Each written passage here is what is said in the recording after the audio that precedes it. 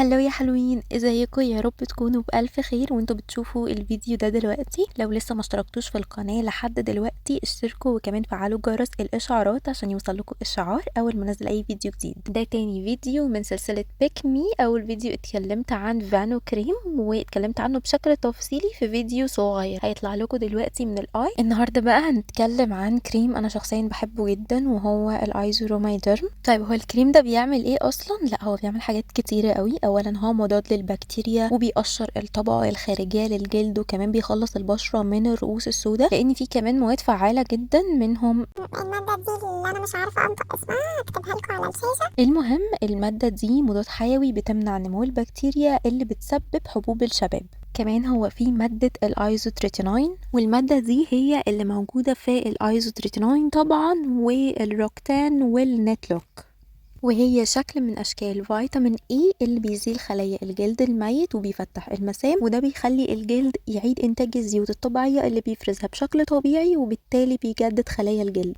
وبالمناسبة أنا بعمل لكم ريفيو بالتفصيل هينزل قريب قوي عن النت، امتى بدأت استخدمه، امتى وقفته، والأعراض الجانبية بتاعته وكل حاجة. فأنا واثقة ان الفيديو ده هتستفادوا منه جدا لكل الناس اللي بتعاني من الحبوب وعايزة تاخد النتلوك وخايفة. طيب مين بقى اللي يقدر يستخدم الايزورومايدرم؟ نقدر نستخدم الايزورومايدرم لو احنا عندنا حبوب شباب او بثور، او لو في عندنا رؤوس سوداء او بقع او تصبغات. طيب مين اللي ما ينفعش يستخدم الايزورومايدرم؟ عندك حساسيه من اي مكون من مكونات المنتج. طيب هعرف ازاي لو انا عندي حساسيه او لا؟ انا اتكلمت قبل كده عن اختبار الحساسيه وازاي نعمله، وعشان ما اطولش عليكم الفيديو لو مش عارفه بنعمل اختبار الحساسيه ازاي اكتبي لي في الكومنتات وانا هرد عليكي. في حاله اننا عملنا اختبار الحساسيه ولقينا ان جلدنا احمر او حصل اي التهاب او تحسس، احنا بنوقف الكريم ومش بنستخدمه. مين كمان ما يقدرش يستخدم الكريم؟ طبعا الاطفال اقل من 12 سنه، وطبعا لو انت حامل او بترضعي ما ينفعش تستخدمي. نيجي بقى لطريقه الاستخدام. ازاي بنستخدم الايزورومايدرم؟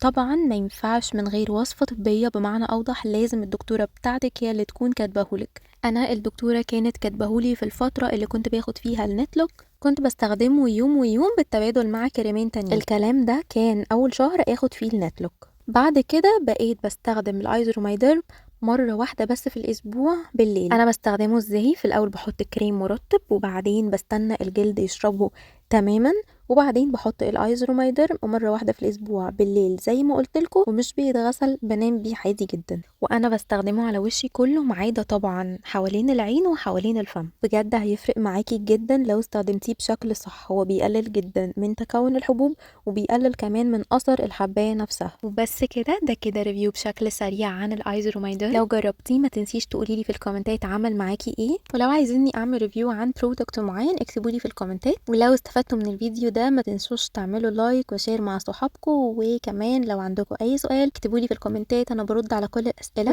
طبعا ما تنسوش تشتركوا في القناه لو لسه ما اشتركتوش لحد دلوقتي، وفعلوا جرس الاشعارات عشان يوصلكوا اشعار اول ما انزل اي فيديو جديد. وبس كده، باي باي.